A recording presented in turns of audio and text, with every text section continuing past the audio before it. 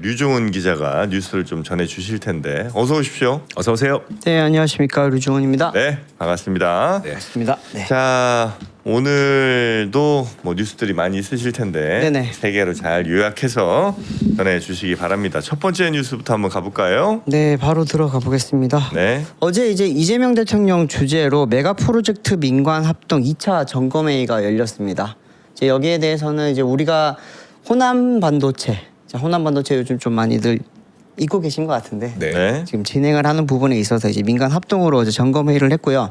어제 나온 이야기를 좀 들어보면은 우리가 생각했던 것보다 조금은 속도가 빨라질 수도 있을 것 같다라고 하는 이야기들이 좀 나왔습니다. 이제 기본적으로 될 수 있는 부지 확보 문제가 사실 제일 중요했잖아요.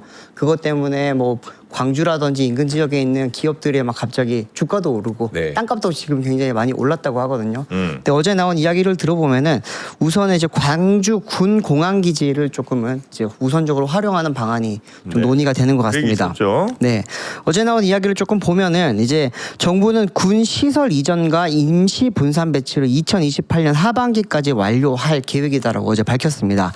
이거 같은 경우에는 총 그 부지 규모가 250만 평 규모의 광주 군 공항을 호남 반도체 클러스터 부지로 선정을 했고 여기에 대해서 이제 이전 계획까지 어제 좀 네. 구체적으로 나온 건데 아직까지 전력 용수 공급에 대해서는 일정이 없었거든요. 근데 어제도 그 부분에 대해서는 이제 이야기가 좀 나온 상황입니다.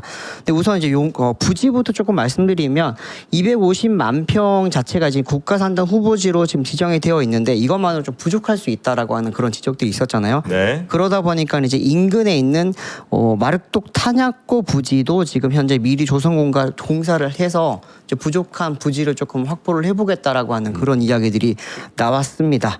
결국에는 이제 좀 이재명 대통령 입장에서는 조금 빠르게 속도전을 내서 이제 지금 대응을 해야 되지 않겠냐라고 하는 이야기가 있었던 건데 어제 이 이야기를 하면서 좀 이재명 대통령 멘트 중에 좀 재밌었던 게 구마모토 일본의 이제 구마모토 때처럼 네. 좀 속도전을 빠르게 낼 필요가 있다라고 했던 이야기가 있었습니다. 네. TSMC가 이제 일본 구마모토에 반도체 공장을 지었잖아요. 네. 근데 그때 당시에 걸렸던 시간이 한 2년 정도밖에 안 걸렸거든요. 아. 반도체 공장 짓는데 2년밖에 안 걸린 건 사실 굉장히 빠른 거죠. 네. 보통 한 3년에서 5년 정도 소요가 된다고 이야기를 하기 때문에 그 정도로 지금 빠른 좀 속도전이 필요한 상황이다라고 어제 이야기가 나온 상황입니다. 그리고 또 하나는 이제 용수랑 이제 전력 공급에 대해서 많이들 좀 궁금해하시고 있기는 한데 전력 같은 경우에도 지금 이제 1단계 공급 선로를 신속하게 구축을 해서 2028년 말부터 공급을 하겠다. 라고 하는 이야기가 나왔습니다. 네. 지역 내에 있는 재생에너지와 이제 ESS를 활용을 하고요. 또 열병합, 액화 천연가스 LNG죠. LNG 발전도 좀 확충을 해서 이 부분을 좀 빠르게 확보를 해보겠다라고 하는 이야기를 했고요. 네. 들어보니 이제 2030년까지 한 65만 톤 정도의 용수가 지금 필요하다고 하거든요. 이 부분도 지금 어떻게 끌어올지에 대해서 좀 많은 이야기가 있었는데 어제 나온 이야기를 들어보면은 하수 제2용수 그리고 이제 동북댐, 주암댐, 나주댐 여기를 통해서 이제 한 2030년까지 65만 톤의 이제 용수를 확보를 해보겠다라고 하는 이야기가 나왔습니다.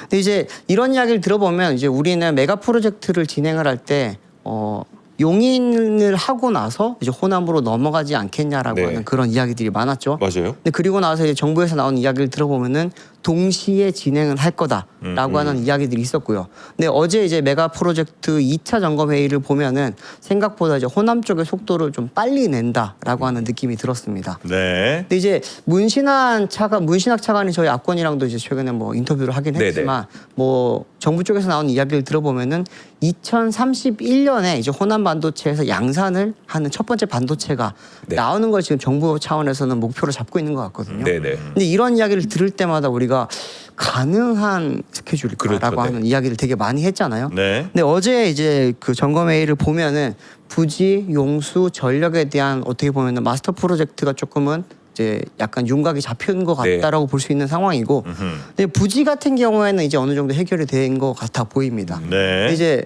용수와 전력 같은 경우에는 아직까지는 이 부분에 대해서 조금은 불안하다라고 하는 그런 지역들이 많고요. 실제로 이제 재생에너지랑 ESS를 활용한 그런 이제 전력 공급이 과연 제대로 이루어질 수 네. 있을까 이런 좀 뭐 비판도 많고 네. 또 하나는 이제 우리가 원자력 없이 이게 가능하겠는가? 네. 라고 하는 이야기가 많은 거죠. 여기 지금 나온 이야기를 보더라도 열병합이라든지 LNG 발전을 통해서 이거를 확보를 하겠다라고 하는데 LNG 발전이라고 하면 사실은 이제 뭐 여러 가지가 있겠지만 최근에 가스터빈 이야기 네. 많이 나오잖아요. 네. 이게 빠르게 좀 지을 수 있고 또 많이 공급을 할 수 있다 보니까 그런 건데 이게 이제 어떻게 보면 정부는 큰 마스터 프로젝트를 잡지만 거기서 이제 공급을 할 수 있는 네. 업체들 예를 들면 뭐 두산 에너빌리티라든지 아니면 그 밑에 또 달려 있는 뭐 부품 업체들이라든지 이런 걸 봤을 때 조금은 시간이 굉장히 타이트할 수 있다라고 네네. 하는 그런 이야기들이 나오고 있기는 합니다. 관련해서 제가 어제 이제 그 기후 에너지 환경부 네네. 네. 장관하고 인터뷰를 좀 했었어요. 김성환 장관이랑 네. 하셨나요? 네. 했는데 일단 에너지 같은 경우, 그러니까 전력 같은 경우에는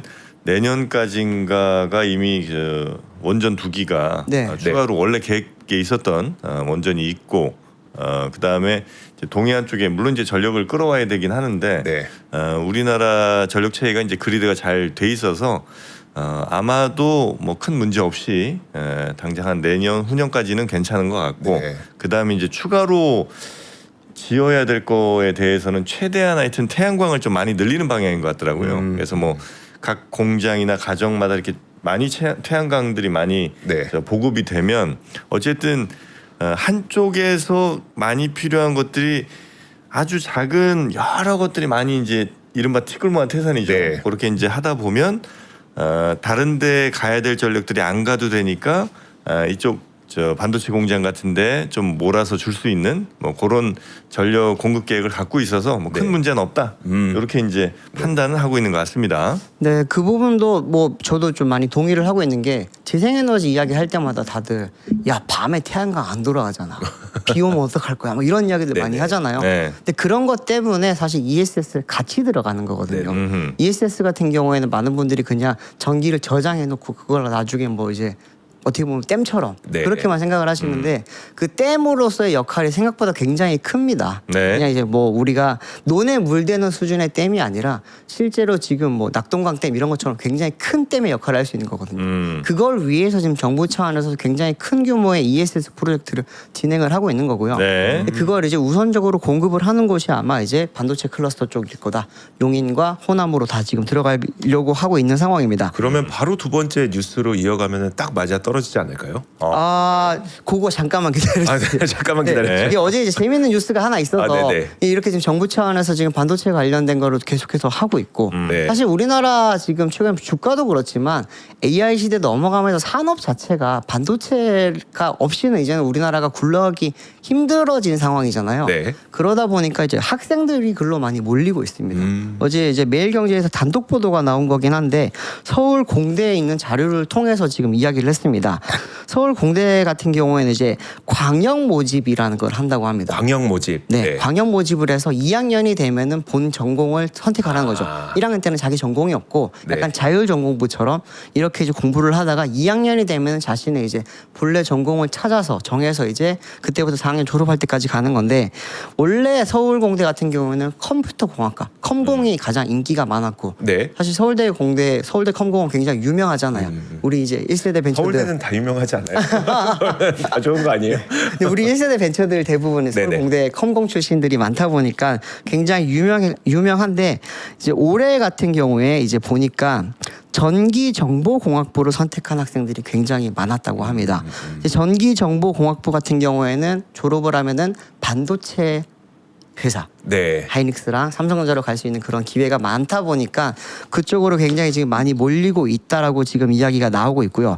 근데 좀 보면서 굉장히 이제 얼마 전에 또 제가 했었나 권선배가 했었나 좀 기억이 약간 헷갈리긴 하는데 네네. 한 2달 정도 전에 그때 이제 학교별 최근에 이제 입학 점수 커트라인을 보니까 이제 삼성전자라든지 SK 하이닉스에 갈 수 있는 삼성전자에서 네. DS에 갈 수 있는 학교의 점수가 굉장히 높아졌다. 그때 이제 한양공대라든지 서강대 공대라든지 이런 이야기 많았었잖아요. 근데 서울대 공대 안에서도 지금 이제 과별로 굉장히 학생들의 수요가 많이 나눠지고 있는데 반도체 회사로 갈 수 있는 학과 인기가 굉장히 많이 높아지고 있다라고 네. 하는 이야기인데 제가 되게 씁쓸했던 부분이 하나 있습니다. 이거 읽어드릴게요. 이제 2023년부터 올해까지 4년 동안 광역 모집을 통해 전공을 선택한 157명 중 기계공학부, 산업공학과, 화학생물공학부를 선택한 학생은 총 8명에 그쳤다. 그리고 같은 기간 항공우주학과를 선택한 학생은 단 한 명도 없었다. 라고 하는 이야기가 저는 조금은 마음에 걸렸습니다. 네. 우리나라가 이제 의대 쏠림 현상이 굉장히 오랫동안 심했잖아요. 네. 근데 최근에 이제 반도체 산업도 굉장히 발전하고 그리고 사실 성과급에 대한 기대감이 많잖아요. 그러다 보니까 학생들이 이제 그쪽으로 많이 몰려가고 있는데 어떻게 보면은 그쪽이 아닌 분야에 대해서는 또 굉장히 또 외면을 하고 있는 현상이 좀 심해지고 있다. 특히나 이제 항공우주학과 같은 경우에는 우리나라도 스페이스X가 되고 나면 우리나라도 네. 거기에 관련된 일자리가 굉장히 많아질 거라고 네. 저는 생각을 하거든요. 여기에 대한 이제 좀 서울대, 공대 굉장히 우수한 인재들인데 그들이 선택을 하지 않는 부분은 조금은 아쉽게 느껴졌습니다. 네.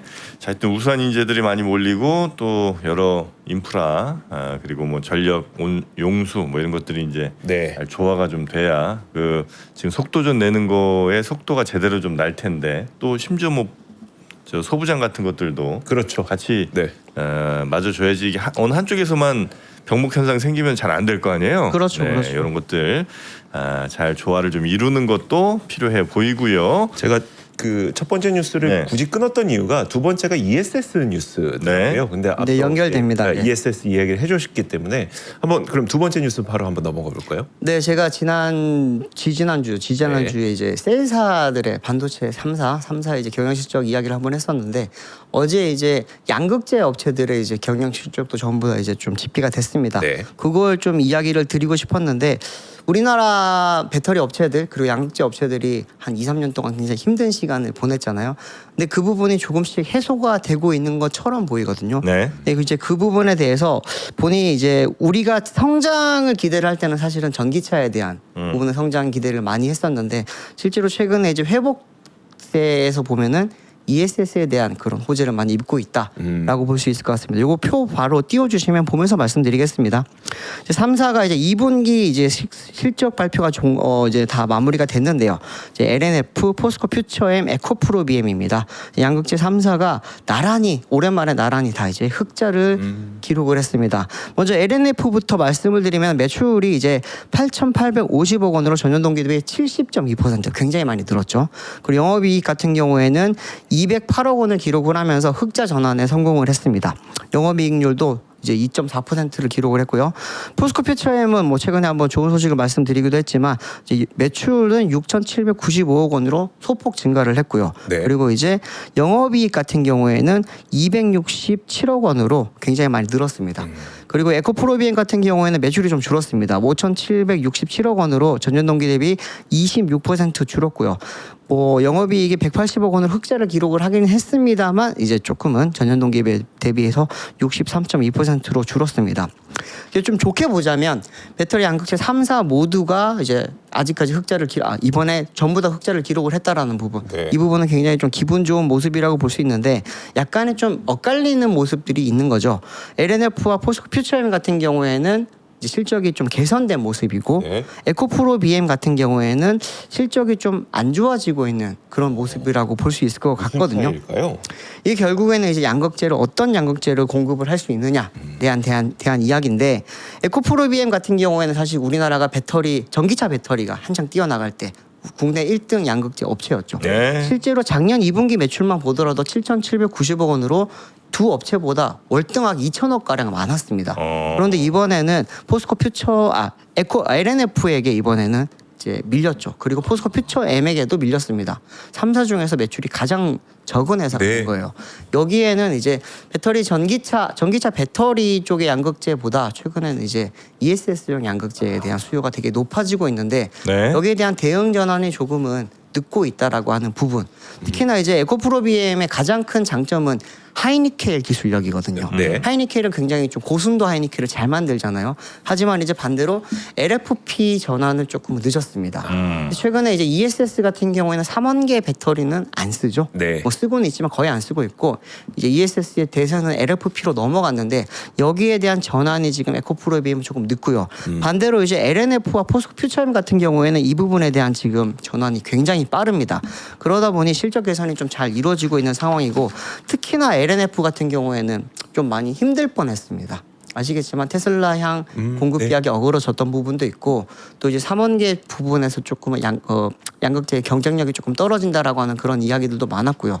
뭐 여러 가지 좀 악재가 많이 흔들리면서 좀 힘들었었는데 LFP 전환은 굉장히 빨리 했습니다. 그렇게 되면서 지금 이제 좀 많이 좋아지는 모습이 좀 보여주고 있는 상황이라고 볼 수 네. 있는 거고요.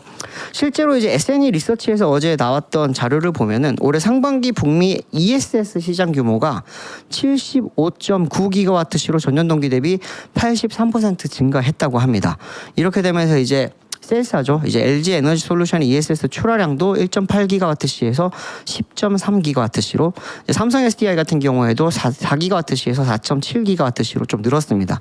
이렇게 지금 셀사들의 ESS 공급 규모가 늘면은 당연히 자연스럽게 이제 여기에 공급하고 있는 국내 양극재 업체들도 조금 호재를 볼 수 있다라고 볼 수 있는 건데 어제 좀 안 좋은 이야기도 좀 있긴 있었습니다. 네. 뭐냐하면 어제 이제 전기차 배터리 관련된 제 기사를 좀 취재를 해서 쓰다 보니까 전기차 배터리 시장에서의 이제 국내 3사의 실적은 정말 안 좋아지고 있습니다. 특히나 이제 삼성 SDI 같은 경우에는 글로벌 시장에서 예전에 한 6등, 7등 했던 그런 반도체 배터리 셀사였잖아요. 그런데 이제 10위권 밖으로 밀려났습니다. SDI가? 네.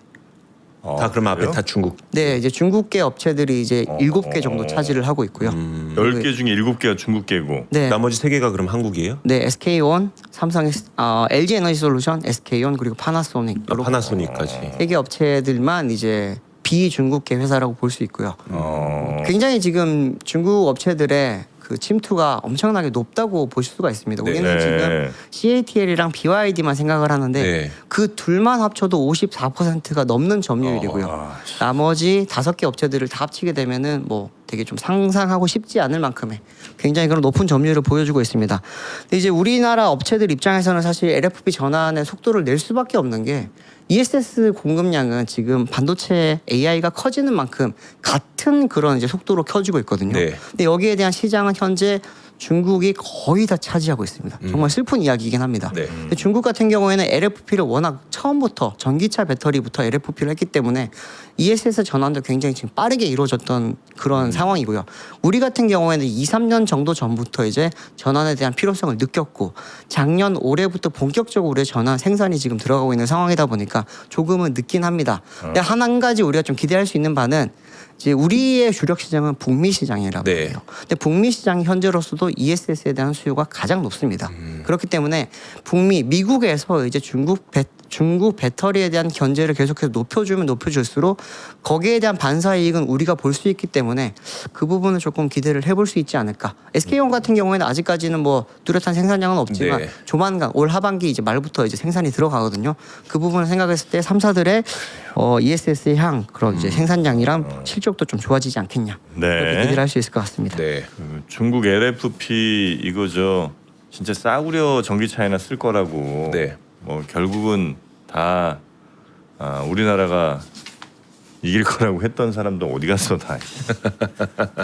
다 우리가 이제 LFP 우리- 따라가고 있네. 우리나라에서도 굉장히 많이 돌아다니고 있죠. 중국산 LFP가. 국산 LFP 자동차. 네. 예. 칭찬해 주셔야 됩니다. 옆에 계시는 분. 그거 얘기하지 마요. 하지 마요. LG 엔솔 배터리 달려 있는 전기차요. 저는 LG엔솔을 타고 다닙니다. 아 그래요? 네. 저는 LG엔솔을 타고 그게 다닙니다. 뭐 근데 고를 수 있는 건 아닐 거 아니에요, 그죠? 모델을 고를 수는 내가 모델을 고를 때 네. 이제 옛날에는 2.0이나 3.0이나 이런 거 봤잖아요. 네. 지금은 이제 엔솔 배터리냐, SDI 배터리냐, 스콘 배터리냐 이걸 많이 보는 거예요. 저는 엔솔 배터리를 선택한 분입니다. 아니 근데 LFP 배터리가 그 확실히 성능은 떨어지는 건 맞아요? 아 그것도 물성적으로는 원래는 이론적으로 맞거든요. 예. 그런데 그게 이제 막상 써 의미가 없어진 게 예. BYD 차량 있잖아요. BYD 네. 시라이언 7 같은 경우에 상온에서의 전기차 주행 거리가 398이거든요. 네. 그런데 겨울에 385km를 갑니다. 그래요? 차이가 없... 거의 차이가 없어요. 기후부에서 인증을 받은 기준이에요. 네. 근데 지금 삼원계 배터리를 넣고 있는 경우에는 이제 상온과 저온이 차이가 많이 극저온이죠. 나죠. 한 30% 이상 차이가 나거든요. 네. 원래 LFP는 40-50% 차이가 난다고 했어요. 네. 근데 그 부분에 대한 물성이랑 BMS 이런 여러 가지 그리고 요즘 장치들이 많거든요. 열 관리 장치들 이걸 통해서 이제 물성의 한계를 많이 넘어선 상황입니다. 그래요. 네. 알겠습니다. 여튼 우리 2차 전지 업체들이 그래도 분위기는 좀 좋아지고 있는데 LFP로 빠른 전환을 한 회사일수록 좀 더 괜찮은 그렇습니다. 성적들을 내고 있는 것 같습니다. 네. 자, 그러면 세 번째 뉴스도 한번 가볼까요? 네, 세 번째 뉴스는 부동산 이야기인데 어제 계속 이제 커뮤니티를 통해서 많이 돌았던 게 제가 좀 눈에 거슬려서 네. 관련해서 취재를 좀 해봤는데 뭐였냐면은 최근에 이제 강남 쪽에서 고가 아파트를 가지고 있는 1주택자들 사이에서 유행하는 게 맞교환이랍니다. 맞교환이요? 뭐예요? 아파트 맞교환. 아파트를 어떻게 맞교환을 해? 그러니까 아파트를 이제 서로 사고 팔고 해주는 거예요. 같은 값의 아파트를 예를 들어서 제가 60억짜리 아파트가 있습니다. 네. 정프로님도 60억짜리 아파트가 있어요. 근데 살 때 한 15억에 샀어요. 그러니까 한 10년 동안 살다 보니까 네네. 얘가 60억이 된 거예요. 근데 내가 한 2년 정도 뒤에 자식을 장가를 보내거나 시집을 보내야 돼서 팔아야 될 상황이 다가옵니다. 네. 근데 그때 되면은 이번에 세제 개편에 대한 영향 때문에 굉장히 양도세가 올라가게 되잖아요. 네네. 그러다 보니까 양도세가 오르기 전에 미리 파는 효과를 내기 위해서 파는 효과. 그렇죠. 근데 실제로 이제 양도세를 내기는 합니다만, 근데 이제 뭐 그 부분에 대해서 양도세 내고 취등록세를 내는 게 2년 뒤, 3년 뒤에 어마어마한 양도세를 받는 것보다 낫다라고 하는 그런 지금 이제 부동산 쪽에서 그리고 이제 계산이 이루어진 실제 거예요. 계산이 이루어져 있긴 합니다. 제가 지금 팔면 세금이 훨씬 덜 나오니까 훨씬 덜 나올 수 있다. 네네. 네. 하는 것처럼 한다 이거죠? 실제로 파는 거죠. 실제로 파는 같은 네. 가격이면 네. 그게 이제 약간 우리가 그 주식할 때 통정 거래하는 것처럼 정프로님이랑 저랑 약속을 하고 서로 이제 집을 맞교환하는 거예요. 나는 당신 집을 사주고 당신은 내 집을 사주고. 네.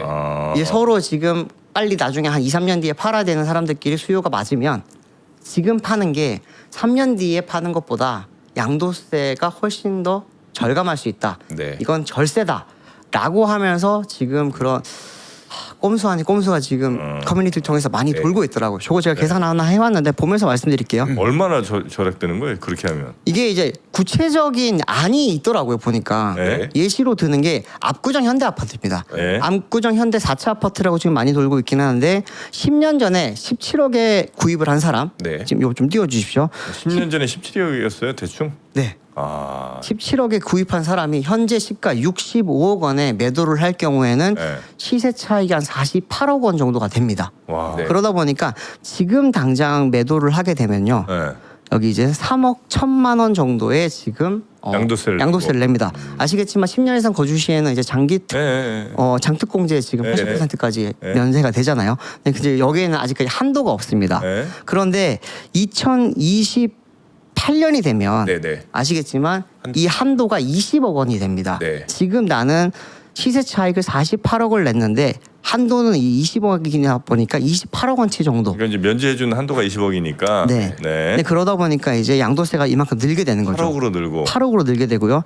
29년이 되면 그 한도가 10억으로 또 줄게 됩니다. 그렇게 되면은 이제 13억 2천만 원에 지금 양도소득세를 내야 되다 보니 차라리 지금 파는 게 낫다라고 하는 이야기들이 지금 나옵니다. 네. 근데 이제 이거는 1주택자들이 지금 여기에 대해서 많이들 좀 흔들리는 거죠, 사실은. 2주택자, 3주택자 같은 경우에는 뭐 중과세도 받고 있고 장특공제 같은 경우에도 뭐 해당 안 되는 부분도 많다 보니까 어차피 큰 의미가 없지만, 네. 근데 여기서도 저는 좀 볼만한 게 뭐냐면은 이번에 세제 개편안이 결국에는 내년부터 적용을 하잖아요. 네. 그러다 보니까 올해 파는 거랑 내년 파는 게 세금이 다릅니다. 지금 보시는 것처럼 2주택, 3주택자 같은 경우에는 올해 팔면 훨씬 더 많은 세금을 냅니다. 내년보다. 그래요? 네. 올해 같은 경우에 중과세, 양도세, 중과세 그것 때문에 네. 지금 적용이 되고 내년에 완화가 되잖아요. 그렇기 때문에 이것 때문에 지금 초고가 매물이 완전히 잠겼다라고 하는 이야기, 그리고 다주택자들이 올해는 집을 팔 이유가 없다라고 하는 것 때문에 지금 예. 실제로 어떻게 보면은 매물이 감소되는 효과가 있다. 2주택자 같으면 한 8억 정도 차이가 나는 거 같고. 꽤 납니다. 네. 예, 그리고 3주택자는 10억 납니다 지금. 아, 이거 지금 압구정이 현대아파트 65억짜리 가지고 있는 사람 기준으로 다 잡은 겁니다. 근데 이제 많은 분들이 제일 궁금한 건 1주택자잖아요. 네. 근데 왜 이렇게까지 하냐? 그러면 결국에는 팔고 사고 하면 취등록세도 내야 되고 하는데 네. 돈 많이 들 텐데 왜 이렇게 하냐라고 봤더니 제가 한번 다시 이것도 계산을 해봤거든요. 양도소득세가 현재 팔면은 3억 1천만 원 든다고 말씀드렸죠. 취등록세가 2억 2,700만 원이 듭니다. 총 5억 3,700만 원이 들다 보니까 이제 아까 말씀드렸던 13억 2천만 원보다는 저렴한 거죠 여전히. 그렇기 때문에 28년에 팔든 29년에 팔든 지금 파는 게 더 저렴하다라고 하는 게 지금 현재 강남의 이제 부자들 사이에서 돌고 있는 이야기라고 합니다. 근데 이게 어제 어떤 제목으로 돌았냐면 강남 부자들의 절세법, 압구정 자산가들의 절세법 이런 이야기로 돌았어요. 근데 이게 과연 절세법이라고 볼 수 있을 건지 그리고 실제로 이제 악용할 경우에는 국세청에서 이 부분을 어떻게 봐야 될 것인지 네. 이 부분도 조금은 정부 쪽에서는 고민을 해줘야 될 필요가 그러니까 있다. 뭐 아예 다른 동네 아파트 이렇게는 아마 안 할 것 같고. 안 하죠. 그 동네에서 어느 네. 동네가 언제 오를지 모르는 거니까. 그렇죠. 그리고 이제 부동산 특성상 그 위치가 이제 상당히 중요한 거라 지금 30억, 지금 50억이라고 하더라도 뭐 앞으로 어떻게 될지 모르는 거 아니에요. 그러니까 그런 네. 데끼리는 안 할 것 같고. 같은 단지 내에서 단지 내에 네. 같은 평형 안에서 비슷한 뭐 그죠 같은 평형에 뭐 비슷한 뭐 이 같은 정도 층에 있으면 같은 뷰에 이런 사람들이지. 그런 사람들끼리는 이제 할 수도 있겠다. 쉽게 생각하면 옆집이랑 나랑 맞아요. 니즈가 맞으면 하는 거예요. 이거는 근데 굳이 지금 내가 팔 생각이 없었던 사람도 가능은 한 거네요. 그냥 그렇죠. 집끼리는. 네. 근데 이게 뭐 내가 예를 들어서 나는 안 팔고 계속 보유할 거야. 그러면은 3억 1천 자체도 5억 3천 자체도 사실 내는 돈이다 보니까 안 할 텐데 몇 년 뒤에 매도를 해야 되는 사람들이 있잖아요. 네. 뭐 시세 차익 말고 진짜로 매도를 해야 되는 사람들 혹은 시세 차익을 보려고 했던 사람들은 지금 이제 이 부분을 굉장히 검토를 하고 있고 근데 이런 이야기를 들으면 저 잠깐 좀 이해가 안 돼요. 네네네. 뭐죠? 매도를 했어요. 그러니까 맞교환을 했어요. 어차피 이 맞교환한 상태로 그럼 장특공제의 그 면제도 못 받는 거잖아요. 그렇죠. 2, 3년 후에는. 그렇죠. 그러면 실익이 없는 거 아니에요? 아니죠. 아니에요? 왜냐하면 나의 매수가는 65억이 되잖아요. 매수가가 달라지죠. 나의 매수가가 높아지잖아요. 그러다 그게 보니까 차이 나는구나. 약 시세 차익이 줄다 보니까 그만큼의 양도세도 주는 거예요. 그런 이중 효과를 노리고 지금 이런 이야기들이 많이 나오는 만약에 건데 지금 17억에 산 게 나중에 한 몇 년 뒤에 뭐 그냥 예를 들어서 한 100억 됐다. 100억이 됐다. 네네. 그럼 이제 내야 될 세금이 어마어마하게 늘어나는데. 나의 시세 차익은 83억입니다. 그렇죠. 근데 지금 이제 교환해 갖고 65억으로 매수가를 만들어 버리면 35억이죠. 그때는 이제 또 세금 내야 될 게 훨씬 줄어들 테니까. 그렇죠. 뭐 그런 건 있을 수 있겠네. 네, 그런 부분에 대한 것 때문에 지금 이야기가 나오는데 이거를 딱 들으면 세무사가 설계해 줬을 것 같다는 느낌이 많이 들잖아요. 그렇죠. 뭐 그래서 전문가- 세무사들이 네. 이야기를 많이 하고 근데 실제로 이걸 떠들고 다니는 사람들은 부동산 업자들입니다. 이거를 하라고. 그렇죠. 그럼 이제- 생각해 보세요. 둘 다 내가 나의 네, 맞아요. 공인중개사에서 정프로님이랑 이주호 기자가 같이 맞교환했어. 네네. 그러면 그 중개료만 거의 1억이에요. 그렇지. 그러니까. 한 집만 잡아도. 그러니까 좀 깎아준다고 해도 뭐. 네. 한 뭐 제가 들어보니까 정확히 한 1억 8천 정도 드는데 네네. 아이 뭐 할인해줄게 1억 5천에 합시다 해도 얼마나 큰 그럼. 일입니까? 네, 그런 이야기도 지금 많이 나오고 있고 어제 이제 기사들을 좀 찾아보다 보니까 이제 이런 거 말고 이런 거 사실 되게 좀 신경 쓸 것도 많고 네네. 막 좀 마음에 불편한 사람들 있잖아요. 이런 사람들은 그냥 빨리 팔아버리자라고 하는 사람들도 생각보다 좀 있다고 하는데 금매 매물들이 요즘 최근에 좀 많이 나오고 있는 상황 같다고 합니다. 네. 뭐 여기 이야기 좀 기사에 나온 이야기들을 좀 보면은 압구정 2구역 신현대 전용 이제 108 아파트 같은 경우에는 원래 7월 달에는 65억 원에 거래가 됐었는데 현재 지금 59억 원 매물도 지금 나와 있는 상황이라고 하고요.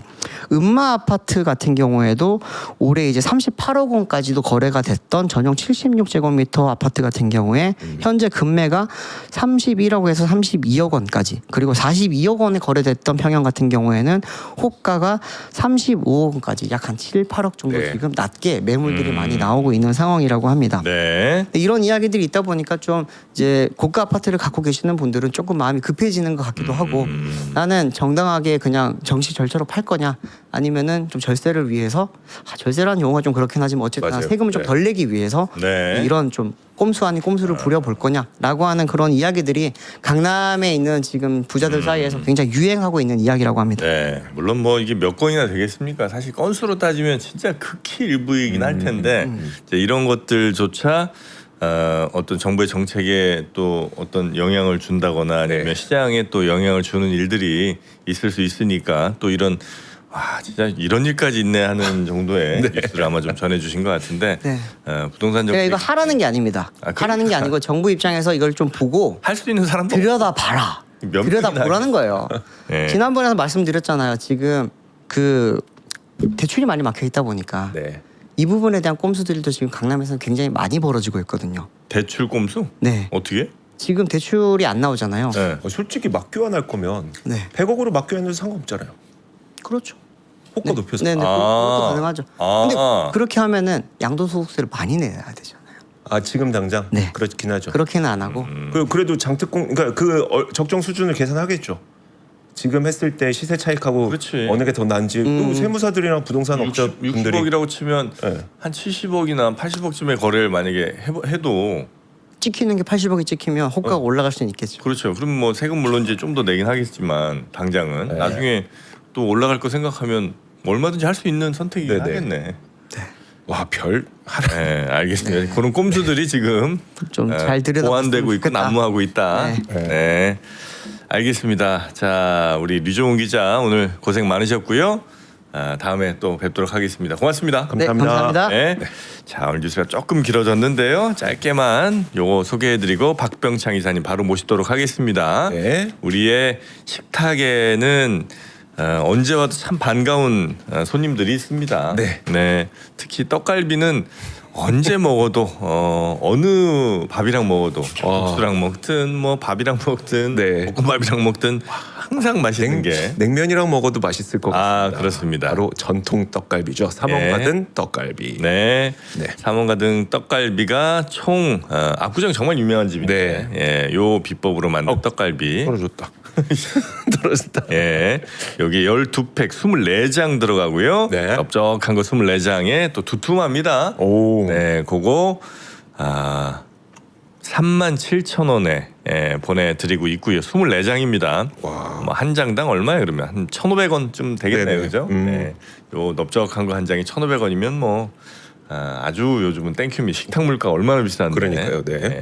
여기 요건 그냥 딱 데우기만 하셔갖고 바로 드시면 되니까 뭐 간도 하실 것도 없고 찍어 먹을 것도 없습니다. 맞아요. 예, 그냥 달달 짠짠 요 느낌이라 네. 밥 반찬으로 최고.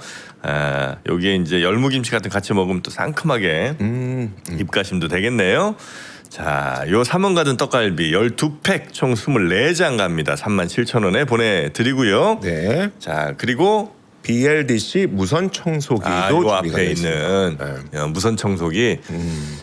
요즘 뭐 로봇 청소기도 많이 쓰십니다만 또 그걸로는 영 마음에 안 차는 분들이 있죠. 네. 성에 안 차는 분들은 직접 아주 강력한 흡입으로 빨아들이는 요 BLDC 모터. 네, 요거에 저 보니까 지금 강력하긴 하네. 네. 네. 무선 청소기가 지금 저희가 두 가지가 준비가 되어 있는데 하나는 그냥 무선 청소기 말 그대로 우리가 많이 쓰는 무선 네. 청소기고요. 또 하나는 물걸레 기능이 있는 바로 저겁니다. 네, 물걸레까지 되는 진공 청소기. 요거는 이제 추가 금액이 좀 있긴 한데 그래서 난 이게 바닥이 뭔가 아주 그 마룻바닥 또 네. 요 대리석 비슷한 걸로 돼 있어서 물걸레까지 해야 하는 게 너무 좀 필요하신 분들은 요 물걸레 추가로 네. 하시는 거를 추천을 드리고 아니고 뭐 그냥 뭐 1, 2인 가구에 그냥 간편하게 살고 뭐 바닥에 누가 스크래치 스크래파스로 뭐 안 네네. 이러면 이제 그냥 무선 청소기만 하셔도 되지 않을까 싶은 생각 좀 듭니다. 와, 가격이 네, 일반은 79,000원입니다. 네, 그리고 물걸레 기능이 있으면 네. 99,000원 더해져서 아, 그러면 17만 8천원. 네. 8천원. 네. 그렇게 되죠. 근데 그 뭡니까? 요거 저 벽에다가 타공해 갖고 이렇게 걸고 뭐 이래야 되잖아요. 네. 그럼 필요 없이 얘는 그냥 셀프로 서 있습니다. 혼자. 아, 스스로 서 있어요? 예. 그냥 벽 근처에다 그냥 갖다 놓으면 돼요. 일족 보행이네. 예, 혼자 서 있는 애들이에요. 예, 그래서 스스로 서 있는 자주식 청소기. 자주식. 예, 아주 든든합니다. 깨끗하게 되고요. 그리고 흡입은 강력하고 무게는 아주 가벼워서 무게가 요 진공청소기 1.1kg니까 노트북 무게예요. 오. 예, 가벼운 노트북 무게. 청소하면서 힘들었잖아요. 예. 손목 아프고. 그런데 그것도 완전히 여러분의 부담을 줄여 드립니다. 자, 요거 필요하신 분들은 요 아래 링크 타고 들어가시면 되겠습니다. 자, 그러면 박병창 이사님 네. 모셔보겠습니다.